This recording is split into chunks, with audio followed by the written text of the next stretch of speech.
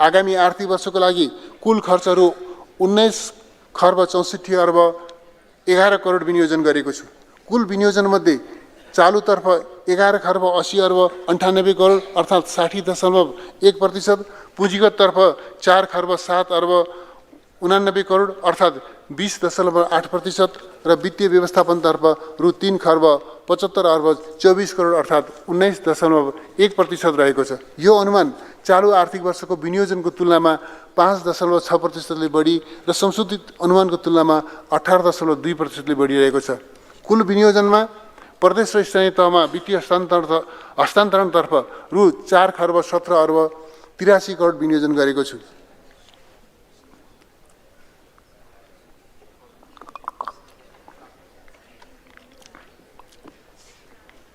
आगामी आर्थिक वर्षका लागि अनुमान गरिएको खर्च बेहोर्ने स्रोतमध्ये राजस्वबाट रु 13 खर्ब 15 अर्ब र वैदेशिक अनुदानबाट रु 53 अर्ब 45 करोड बेहोर्दा रु 5 खर्ब 95 अर्ब 66 करोड न्यून हुनेछ।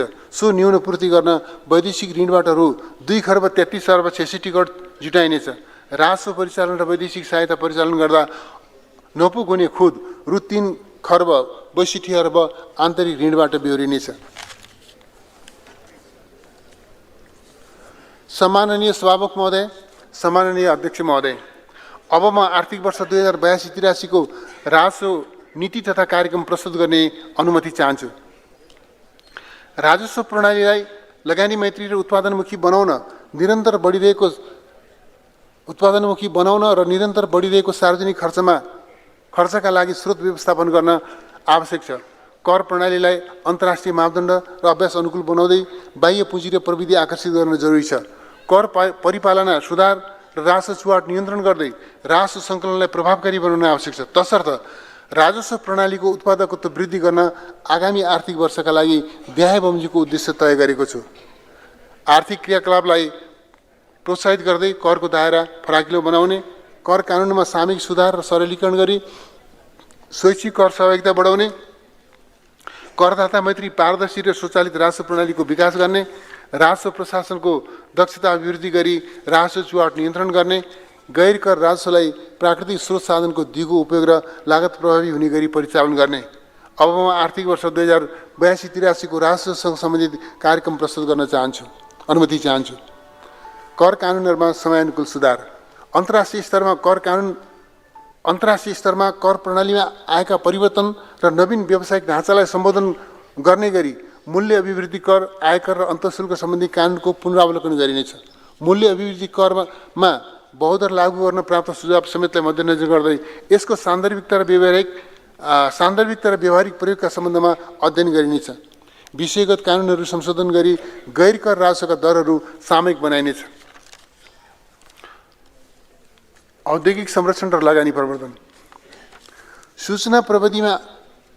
सूचना प्रविधिमा आधारित उद्योग र होटल तथा रिसोर्टलाई विशेष उद्योग सरह आयकर र विद्युत महसुल छुट दिने व्यवस्था मिलाएको छु।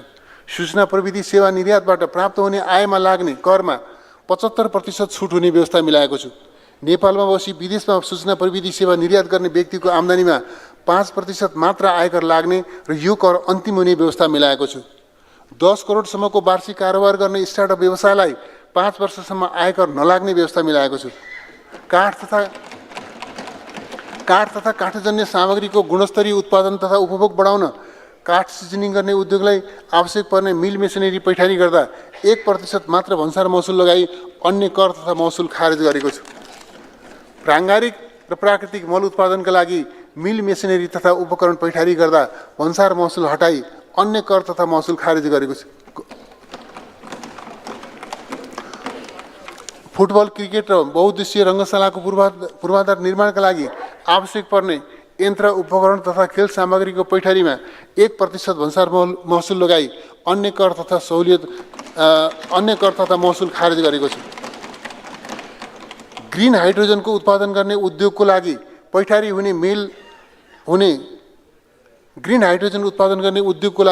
हुने मेसिनरी उपकरणमा सबै किसिमका कर महसुल नलाग्ने व्यवस्था गरेको छु। ग्रीन हाइड्रोजनलाई 5 वर्षसम्म आयकर छुट हुने व्यवस्था मिलाएको छु।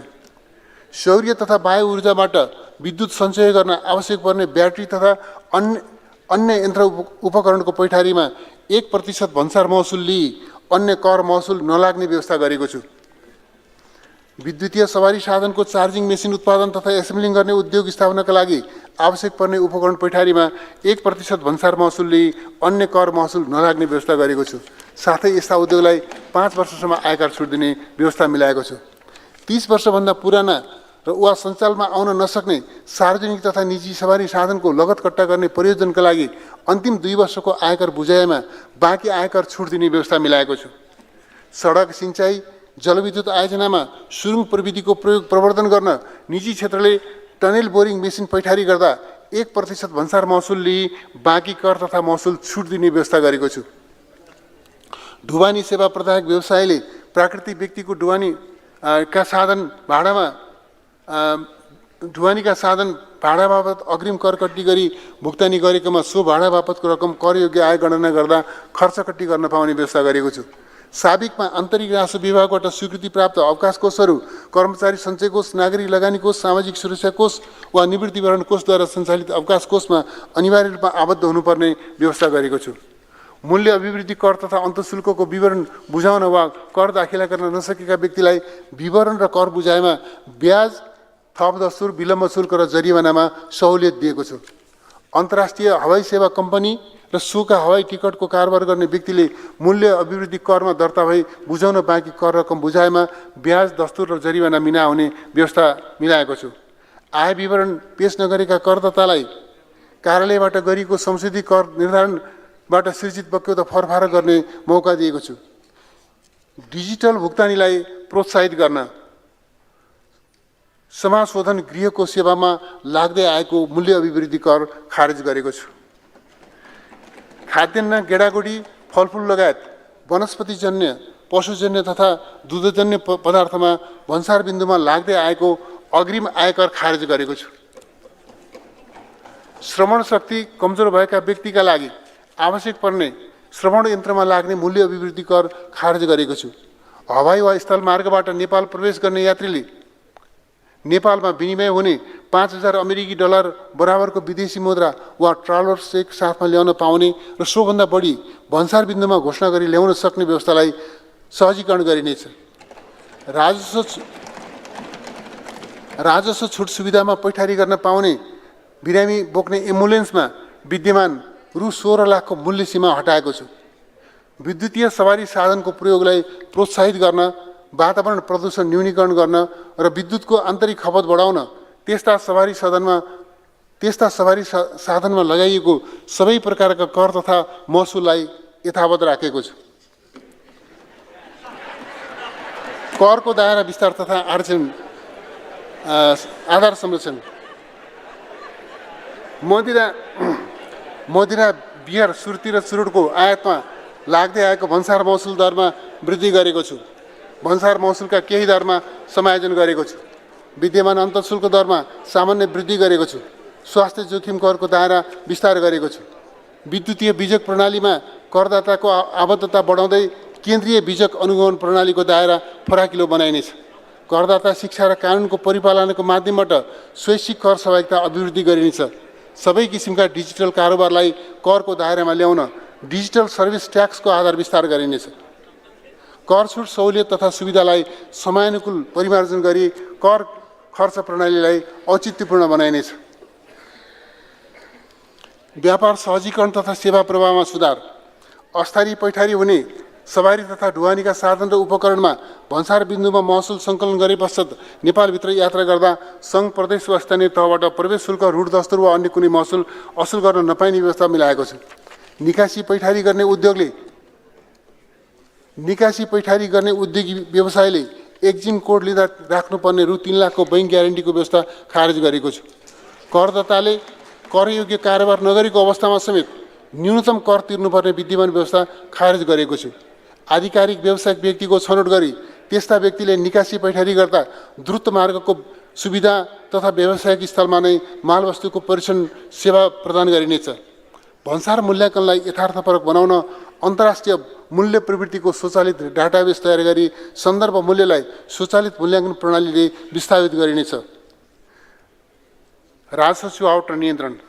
छिमेकी मुलुकसँग द्विपक्षीय व्यापार सम्बन्धी तथ्याङ्क र सूचना आदान प्रदान गर्ने प्रणाली विकास गरी राजस्व चुहावट जोखिम न्यूनीकरण गरिनेछ। राजस्व चुहावट नियन्त्रण गर्न इन्टेलिजेन्समा आधारित अनुसन्धान प्रणाली विकास गरिनेछ। राजस्व परिचालनसँग सम्बद्ध निकायहरूबीच सूचना आदान प्रदान तथा संयुक्त अनुगमनलाई प्रभावकारी बनाइनेछ। राजस्व प्रशासनमा दक्षता अभिवृद्धि। राजस्व प्रशासनको विशिष्टीकरण, क्षमता विकास र दक्षता अभिवृद्धि गर्दै राजस्व सेवालाई पेपरलेस, कन्ट्याक्टलेस र फेसलेस बनाउँदै लगिनेछ। व्यापार सहजीकरण तथा व्यावसायिक लागत न्यूनीकरणका लागि प्रमुख भन्सार नाकामा एकीकृत जाँच चौकीको स्थापना तथा स्तरोन्नति गरिनेछ। आन्तरिक राजस्व सूचना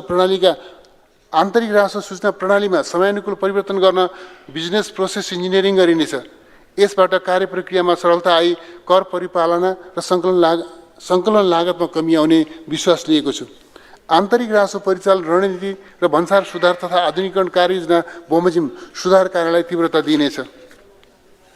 राष्ट्रिय एकद्वार सूचना प्रणालीको दायरा विस्तार गरी वैदेशिक व्यापारमा सहजीकरण गरिनेछ। सम्माननीय सभामुख महोदय, सम्माननीय अध्यक्ष महोदय, गत आर्थिक वर्ष 2080-81 को यथार्थ खर्च, चालू आर्थिक वर्ष 2081-82 को संशोधित अनुमान र आगामी आर्थिक वर्ष 2082-83 को शीर्षकगत स्रोतसहितको व्यय अनुमान यसै साथ पेश गरेको छु। अनुमानित आय व्ययको विवरण अनुसूचीमा उल्लेख गरेको छु। अन्तर्राष्ट्रिय विकास सहायताबाट प्राप्त हुने प्राविधिक सहायता तथा अन्तर्राष्ट्रिय गैर सरकारी संस्थाबाट परिचालन हुने सहायता सम्बन्धी विवरण समेत यसै साथ प्रस्तुत गरेको छु। प्रस्तुत बजेटको कार्यान्वयनबाट आर्थिक सुधारले गति लिने, उच्च एवं दिगो आर्थिक वृद्धिको लक्ष्य हासिल गर्न अनुकूल अवस्था सृजना हुने अपेक्षा गरेको छु।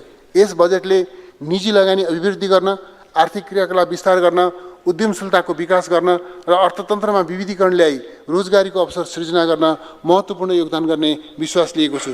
यस बजेटबाट राजस्व परिचालन सुदृढ गर्न, बजेट अनुशासन कायम गर्न र सरकारको लगानी प्रतिफलयुक्त क्षेत्रमा केन्द्रित गर्न सफलता मिल्नेछ भन्ने मलाई विश्वास छ। यसबाट अर्थतन्त्रमा गतिशीलता र विकासमा तीव्रता आउने विश्वास लिएको छु। बजेटमा प्रस्ताव गरिएका नीति तथा कार्यक्रमको कार्यान्वयनबाट आगामी आर्थिक वर्ष 6% आर्थिक वृद्धि हासिल हुने अनुमान गरेको छु। आगामी वर्ष मुद्रास्फीति 5.5% सीमाभित्र रहने अनुमान छ। बजेटमा उल्लेखित नीति तथा कार्यक्रमको कार्यान्वयनमा सघाउ पुग्ने गरी नेपाल राष्ट्र ब्याङ्कबाट मौद्रिक नीति जारी हुनेछ।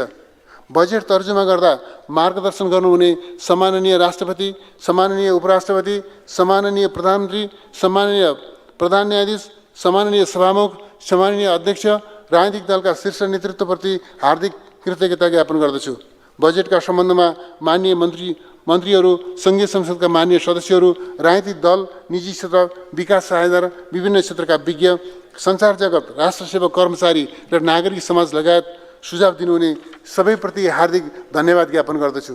प्रस्तुत बजेटको कार्यान्वयनमा सम्बन्धित सबैबाट रचनात्मक सहयोग प्राप्त हुने अपेक्षा गरेको छु। धन्यवाद।